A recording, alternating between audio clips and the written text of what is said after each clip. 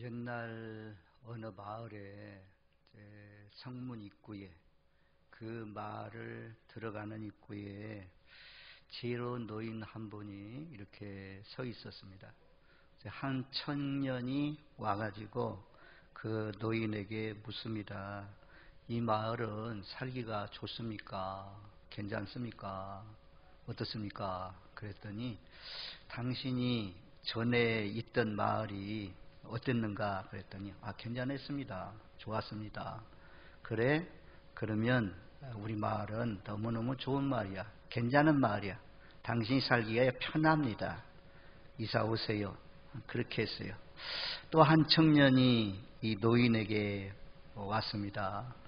또 노인이 성문을 지키고 있다가 묻습니다. 여기 이사 오려고 하는데 이 마을이 괜찮은 마을입니까? 라고 물었더니 되묻습니다. 당신이 전에 있던 마을이 어떤 마을이었습니까? 그랬더니 이분이 하는 말이 지옥 같은 마을이었습니다. 너무너무 힘들었습니다. 살기가 너무너무 고통스러웠습니다. 그래요? 우리 마을이 지옥 같은 마을입니다. 살기 너무너무 힘든 마을입니다. 당신이 오면 안 됩니다. 당신이 오면 힘듭니다. 무슨 얘기냐면 내 환경을, 주변 환경을 남 탓할 게 아니라는 거죠. 내가 하기에 따라서 천국이 될 수도 있고 지옥이 될 수도 있습니다. 늘 감사하는 사람은 그 환경이 어떤 어려운 데 가서도 요셉 보세요. 감옥 안에서도 감사하잖아요. 사자 굴 속에 들어간다고 해도 다니엘 감사하잖아요. 하박국 그런 없는 가운데서도 감사하잖아요. 그러면 거기 심령 천국을 이루고 마음의 천국을 이루고 행복합니다. 행복은 다른 사람에게 있는 게 아니에요. 내게 있어요. 내게 주어졌어요. 자꾸 예수 믿으면서도 불평 투덜투덜 이게 본능이라니까요. 감사는 결심해야 되고, 그런데 불평이나 불만은 가만히 있어도 그냥 나와요. 저절로 나와. 저절로 크는 거 자꾸 예배 드리면서 말씀 드리면서 자꾸 잘라내야지. 그거 왜 풍성하게 내버려둬요? 불태워버려. 더 이상 자라지 못해서 그냥 싹을 딱둑 잘라야죠. 어르신들 전부 다 그냥 잡초 우거지면 반매 주잖아요. 영적으로 우리도 내 마음밭에 잡초가 올라오면 그냥 불 놓고 다 긁어서 다 뽑아내어가지고 내 심령이 천국이 돼야, 그래야 우리가 기뻐하면서 즐거워하면서 살 수 있어요. 남편, 아내, 이놈의 자식 나무라지 마세요. 전부 다 누구예요? 성도, 이놈의 성도, 저놈의 성도. 전부 다 내가 만들어 가는 것입니다. 어떤 사람이든 내게 하기에 따라서 달라지는 것입니다. 그러니 이왕에 예수 믿고 사는 것, 또 이 땅에 사는 것 불평하면서 불행하게 살지 마시고 늘 감사하며 이 사람 만나도 감사, 저 사람 만나도 감사. 오늘 새벽에 그런 말씀이 있었잖아요. 하나님께서 감사하는 자에게, 정직히 행하는 자에게 좋은 것을 주신다. 자, 새벽에는 말씀드리지 않았지만 저는 좀 강단에서 말하기 그렇지만 저희 집사람 만난 거 좋은 사람, 하나님 좋은 사람 주셨어. 좋은 사람, 자식들 좋은 자식들 주셨어요. 얼마나 감사한지. 성도들 속상해하는 사람도 있고 불만을 터뜨리는 사람도 있지만 그래도 다 좋아. 그래도 그 사람 없으면 안 돼요. 다 필요해서 하나님이 붙여주고 있으니 늘 감사할 뿐이에요. 저 같은 사람이 붙여주신 임직식 하면서도 참 얼마나 감사한지. 아무튼 다른 사람 탓하지 마시고 내 마음이 천국이면 모든 것이 다 천국이에요. 내 마음이 감사가 넘치면 감사가 넘치고, 내 마음이 심령이 이렇게 하고 있으면 다 삐뚤어 보여요. 그러니까 우리 모두 다 하나님의 은혜 속에 오늘 말씀처럼 오전에도 말씀드린 것처럼 세상의 여건은, 세상의 환경은 바뀌어요. 좋은 환경이 나쁜 환경이 될 수도 있고 나쁜 환경이 좋은 환경이 될 수도 있어요. 건강도 그렇잖아요. 건강 지수가 젊을 때는 팍 올라가 있죠. 연세 이제 많아지면 점점 건강 지수가 떨어지잖아요. 아니 그럼 젊을 때만 행복하고 뭐 노인 되었을 때 행복 못하면 어떻게 합니까? 그 아픈 것을 끌어안고 그 속에서도 감사하면서 이제 내가 아픈 거 보니까 하나님이 아픈 것이 없는 천국을 예비했으니 천국 소망하면서 아파도 잘 견디면서 참으면서 살아가는 것이 예수 믿는 사람 오직 의인은 믿음으로 말미암아 살리라. 하나님 때문에 기뻐하고 예수님 때문에 기뻐하고 늘 그 속에서 영적인 데서 감사거리를 찾아 나가시는 저와 여러분들 되시기를 바랍니다. 경제학자 존 카우스키는 뭐 이런 중요한 거 아니고 신생국가의 경제 성장이라는 책에서 인간들의 마음속에는 항상 불만족으로 가득 차 있다. 심리 상태가 항상 불만족으로, 지금 시대는 다 불만족으로 가득 차 있다 그래요. 생활 수준이 나아졌어도 훨씬 더 좋아졌는데 자꾸 상대 비교한다는 거죠. 비교. 교회도 자꾸 비교하고 이러면 자기 신세가 비참해져요. 그래서 우리가 잘 아는 말씀이잖아요. 누가복음 18장 말씀 가운데 보면 잘 아니까 이제 오후 예배 나오신 분들은 우리가 세리하고 바리새인의 기도가 있잖아요. 세리는 막 가슴을 치면서 하늘도 쳐다보지도 못하고 나를 불쌍히 여겨주세요. 이런 기도하잖아요. 그런데 바리새인은 어떻게 기도합니까? 따로 서가지고 하나님 저 세리와 같지 않음을 감사합니다. 나는 토색, 불의, 간음 이런 거 안 했으니 참 감사합니다. 이렇게 했거든요. 비교 감사예요. 비교 감사. 비교 감사를 넘어서 정말 구원받고 제사함받고 하나님 나라 가게 되었으니 하나님으로 말미암아 살아계신 하나님이 나의 힘이 되시고 내 편이 되었으니 그 가운데서 항상 기뻐하고 감사하면서 살아가시는 저와 여러분들 되시기를 주님의 이름으로 축원드립니다. 바울이 쓴 서신 가운데 대부분 이런 말씀으로 인사를 시작해요. 한번 잘 찾아줘 보세요. 고린도전서 1장 4절 말씀에 보면 거기 그렇게 고린도전서 1장 4절 빨리 찾으면 빨리. 거기 보면 이렇게 내가 너희를 위하여 항상 하나님께 감사하노니. 바울의 이제 인사하면서 제일 먼저는 내가 너희를 위하여 항상 하나님께 감사한다. 고린도 교회를 볼 때. 그 다음에 데살로니가 전서 1장 2절 찾아줘봐요. 데살로니가 전서 1장 2절 말씀에 보면 우리가 너희 모두로 말미암아 항상 하나님께 감사하며 항상 하나님께 감사했다. 그러잖아요. 또 데살로니가 후서 1장 3절에도 우리가 너희를 위하여 항상 하나님께 감사할지니 빌레몬서 1장 4절 내가 항상 내 하나님께 감사하고 에베소서 1장 16절 감사하기를 그치지 아니하고. 그래서 이 바울은 교회들마다 생각할 때 문제도 있지만 고린도 교회는 은사가 풍성하고 했지만 예언도 하고 병고침의 은사도 나타냈지만 분쟁, 싸움 막 이런 거 음란 이런 문제까지 있었던 그런 교회잖아요. 그래도 그 교회를 위해서 항상 하나님께 감사한다. 교회들마다 생각할 때마다 항상 그냥 한두 번이 아니고 항상 하나님께 감사한다. 그렇게 말씀하거든요. 그래서 우리도 늘 항상 끊임없이 감사가 넘치게 하시는 복된 삶이 되시길 바랍니다. 그래서 감사절에 제일 유명한 말씀이 데살로니가 전서 5장 18절이잖아요. 그 앞부분에는 항상 기뻐하라, 쉬지 말고 기도하라, 범사에 감사하라. 이것이 그 그리스도 예수 안에서 너희를 향하신 하나님의 뜻이니라. 이 항상 기뻐하고 쉬지 말고 기도하고 범사에 감사. 이 명령이거든요. 명령. 예수 믿는 사람은 교통사고 나도 감사해야 돼요. 자녀가 가출해야 돼 감사하고 또 수능시험이 끝났지만 수능시험을 받았는데 잘못 봤어도 감사해야 되고 하여튼 만사가 모든 일에 감사하래. 감사. 감사하지 않는 성도는 구원받았는지 한번 생각해 봐야 돼요.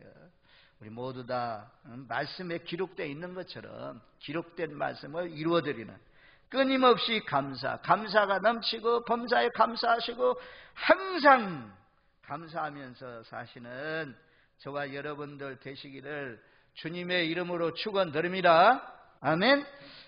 그 다음에 오늘 말씀에 보면 이제 이런 감사하려면 첫 번째로는 16절 말씀입니다. 그리스도의 평강이 너희 마음을 주장하게 하라. 너희는 평강을 위하여 부르심을 받았다 그래요. 마음이 평안해야 돼요. 마음이 혼돈하고 어지럽고 뒤죽박죽이고 질서가 없고 깨어지고 이러면 감사가 안 나와요. 감사가 안 나와요. 뭐 감사나 또 이 평안이나 평강이나 화평이나 이런 단어들이 똑같은 단어인데 내 마음이 평안. 생각해 보세요, 여러분들. 가정이 어지럽고 막 부부간에 싸우고 부모 자녀간에 싸우고 성도간에 싸우고 이런데 감사가 나옵니까? 감사 안 나오죠. 그래서 우리 마음을 그래서 잠언 말씀에 이미 하나님 나라에 가셨지만 조윤기 목사님이 18번으로 좋아하는 말씀이 잠언 4장 23절 모든 지킬 만한 것 중에 더욱 내 마음을 지키라. 생명의 근원이 이에서 남이라. 내 마음의 평강을 빼앗기면 안 돼요. 마귀는 이 평강을 빼앗는 놈. 마귀는 어떻게 해서라도 우리를 어지럽게 만들어요. 평안하지 못하도록 막 흔들어 놓습니다. 그런데 하나님은 성령님은 우리에게 평안을 주시는, 예수님은 내게 있는 평안을 너에게 준다 그러잖아요. 그것도 십자가에 고난당하실 때의 평안입니다. 사람들이 욕을 하고 침을 뱉고 질질 끌고 가고 이런 가운데 예수님은 평안했다고 그렇게 말씀합니다. 그래서 요한복음 14장 27절 말씀에 보면 그렇게 말씀하잖아요. 요한복음 14장 27절 평안을 너희에게 끼치노니 곧 나의 평안을 너희에게 주노라. 내가 너희에게 주는 것은 세상이 주는 것과 같이 아니하리라. 너희는 마음에 근심도 하지도 말고 두려워하지도 말라. 하나님 주님께 있는 평안을 우리에게 주신다. 그렇게 말씀해요. 그래서 이런 평안을 누리려면 깊은 은혜의 바다 속에 들어가면 이제 우리가 어떤 어려운 환경 가운데서도 평안을 누릴 수 있는 거죠. 그래서 에스겔서 47장 말씀이 있잖아요. 성전 문지방에서 나가는 물을 재봤더니 처음에는 발목에 오르고 조금 더 가서 쟀더니 무릎 위에 오르고 조금 더 갔더니 허리에 오르고 나중에는 헤어말 물이 되었잖아요. 그래서 우리 오후 예배 나오신 분들이 전부 다 이제 10년씩 이상씩 믿었으니까 적어도 차고 넘치는 은혜 가운데 그냥 발목만 차가지고 이런 사람이 그냥 철렁철렁해. 좋을 때도 있고 나쁠 때도 기분이 막 완전히 그냥 왔다 갔다 변질이 많은 사람.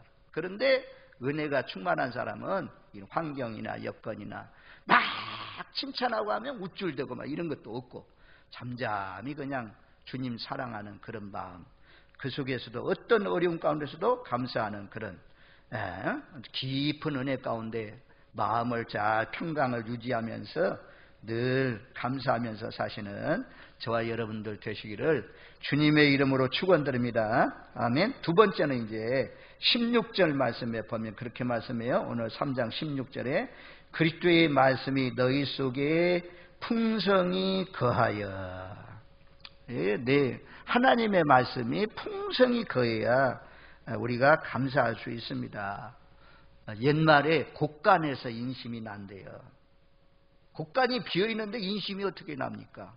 마음은 좋은 말을 할 수 있어도 물질은 줄 수가 없잖아요. 곡간이 가득 차면 이 어려운 사람들 나눠주면서 살아갈 수가 있다는 것입니다. 그래서 하나님의 이 자녀들에게 성도들에게 중요한 것은 하나님의 말씀으로 채우는 거죠. 내 마음속에 풍성히 채우는 거죠. 오늘 말씀도 새벽 말씀도 얼마나 좋은 말씀이에요. 죄를 사해 주시고 모든 질병을 고쳐주시고 좋은 것을 주신 하나님 앞에 송축해라. 하나님께 감사해라. 얼마나 좋은 말씀이에요. 그런 말씀으로 다 지배를 받는 거죠. 나를 다스리는 거죠. 오전 말씀 봐요. 무화과 나무, 포도나무, 감람나무, 열매가 없어도. 그리고 밭에 소출, 밭에 아무런 소득이 없어도, 우리의 외양간에 소가 없어도, 양이 없어도 소가 없어도 나는 나를 구원해 주신 하나님으로 말미암아 즐거워하고 나를 구원해 주신 하나님으로 인하여 기뻐한다. 이거 얼마나 좋은 말씀입니까?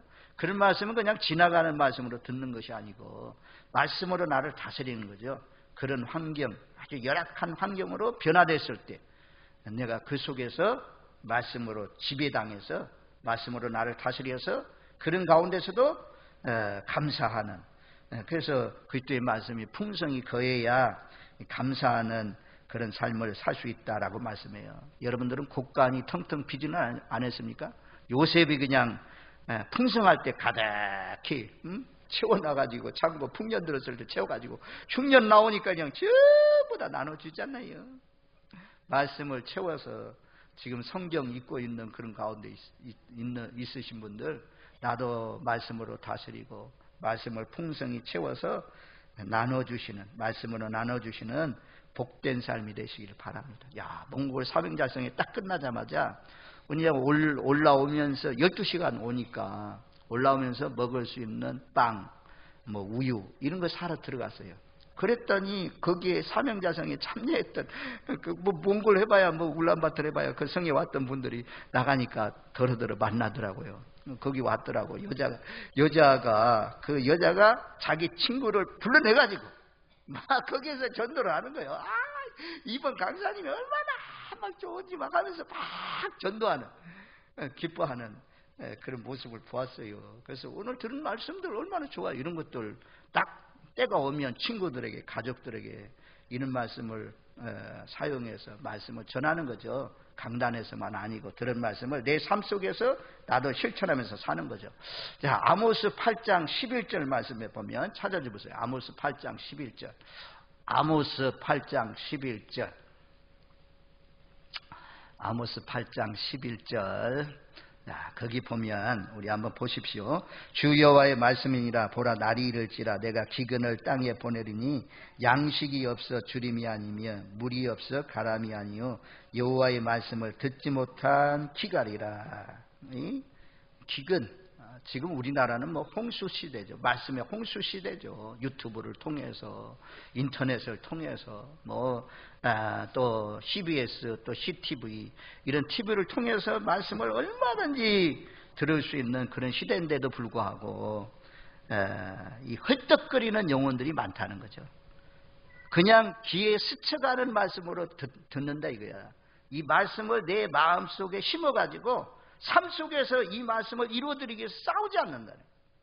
야복강에서 야곱이 싸우잖아요. 하는 거죠. 나를 축복하지 않으면 내가 놓지 않겠습니다. 그런 것처럼 하나님 말씀 한 말씀, 이 감사라는 이 단어만 생각해도 우리가 이게 보통 인간의 정력으로 그거 감당합니까? 아니 아무것도 없는데 절망인데 죽어야 마땅한데 그 속에서 어떻게 감사가 나옵니까?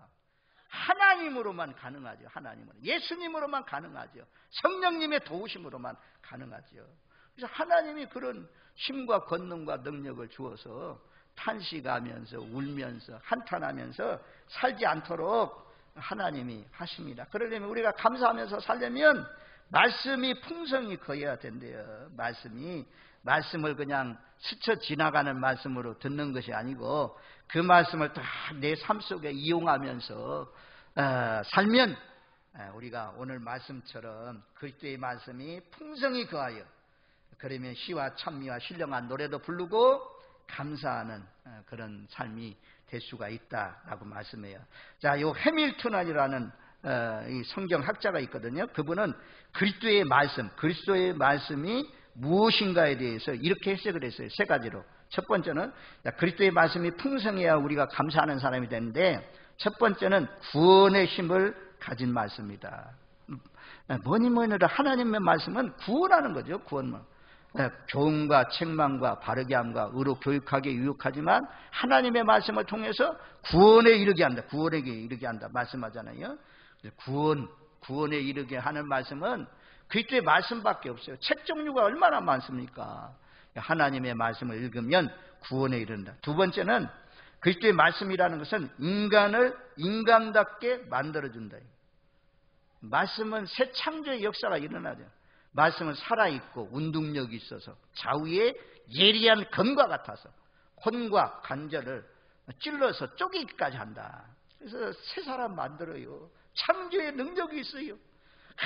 악한 사람들이 막 와가지고 하나님 말씀 들으면서 회개하고, 그래서 부드러워지고 사나운 사자 같은 막 곰 같은 아주 호랑이 같은 그런 사람들이 순한 양으로 바뀌어지는 것을 우리가 볼 수가 있잖아요. 우리 자신들 보면 알 수가 있어요. 저는 제가 변한 것만 생각해도 하나님 말씀은 살아있어요. 하나님 말씀은 사람을 변화시키는 능력이 있다는 거죠. 의사가 속 안에 있는 속병도 고치지만 암덩거리도 떼어내고 하지만 사람을 아주 개조시키는 것, 완전 혁명을 일으키는 것, 이건요 하나님 말씀이 하는 거죠. 성부, 성자, 성령께서 역사하시면 인간을 인간답게 하나님의 형상으로 변화시키는 그런 역사가 있다. 그래서 그리스도의 말씀이 풍성히 교야 돼요. 세 번째는 인간의 생명을 보존해주는, 말씀이 우리의 생명을 유지해준다. 우리의 믿음이 떨어지지 않도록, 오직 의인은 믿음으로 살도록 하나님의 말씀이 공급돼야 우리가 믿음의 선한 싸움을 싸워나갈 수 있어요. 요즘에도 그런 사람들이 있나마는, 옛날에 이제 이 아가씨가 이 선을 넘었어요. 그래서 남자하고 동침을 해가지고 아이를 낳네요. 20살도 안 된 처녀가 아이를 낳았는데 아주 아무것도 모르는 거예요. 우리 때는 뭐 중학교 다니면서도 이런 아이를 낳는 교우가 있거든요. 아이를 낳아놓고 자기 아이를 돌봐야 되는데 돌보지도 않고 막 밖으로 나가서 막 뛰어놀았어요. 그리고 이틀 3일 있다 오니까 아이가 죽었대. 왜? 젖을 못 먹어서. 꼭 우리가 이 철부지 어머니, 아이에게 젖 안 주는 철부지 어머니처럼 우리 생명 우리가 낳았잖아요. 그러면 계속 공급해 줘야 돼요. 뭘요? 하나님의 말씀 공급해 줘야 돼요. 스스로 읽고 또 말씀 듣고 이래가지고, 그래야 우리가 말씀의 귀갈을 안 만나요. 말씀이 귀갈되니까 흔들려. 감정에 따라서 기복에 힘에, 환경 따라서 변해, 사람 따라서 변해. 말씀이 풍성해봐요.